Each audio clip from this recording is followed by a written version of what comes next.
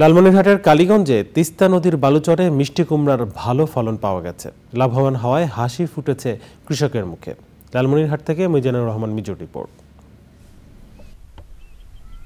জেলায় বর্ষাকালে তিস্তা নদীর দুকুল উপচে বন্যায় ব্যাপক ক্ষতি হয় বসতভিটা ও অন্যান্য স্থাপনা সহ ফসলি জমির।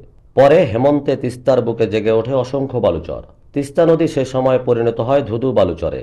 রংপুর বিভাগ কৃষি ও গ্রামীণ উন্নয়ন প্রকল্পের আওতায় প্রশিক্ষণ নিয়ে আধুনিক পদ্ধতিতে পতিত বালুচরে মিষ্টি কুমড়া চাষ করছেন জামিরবাড়ি গ্রামের কৃষক।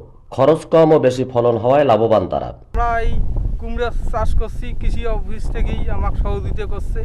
আমরা এখন আগাছি, আমার খুব এবারের জন্য খুব ফলছে, খুব লাভবান হব আর কি ইনশাল্লাহ। কৃষি অফিস থেকে লোক আমাদেরকে পরামর্শ দিয়ে এগুলো লাগাইতে বলে মিশ্রে ফসল হওয়ার জন্য।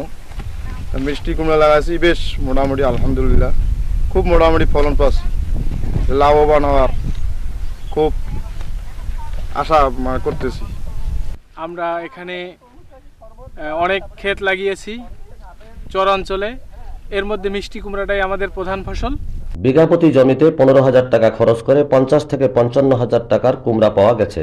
চরল্যান্ড যেগুলি এতদিন পতিত ছিল, সেই চরল্যান্ডগুলোকে কিভাবে ব্যবহার করে চাষের আওতায় নিয়ে আসা যায় সে ব্যাপারে আমাদের চরে মিষ্টি কুমড়া চাষের যে আজকে আপনারা প্রদর্শনী এসেছেন দেখছেন, সেই প্রদর্শনী আমরা বাস্তবায়ন করছি। আমাদের রংপুর বিভাগের যেসব যে উপজেলায় চরল্যান্ড আছে, সেই চরল্যান্ডগুলোতেও আমাদের এই মিষ্টি কুমড়ার আমরা প্রদর্শনী দিয়েছি, সেখানেও ভালোভাবে আবাদ হচ্ছে এবং আমাদের প্রকল্পের যে উদ্দেশ্য সেটি আমরা মনে করি যে অত্যন্ত সুন্দরভাবে বাস্তবায়িত হচ্ছে।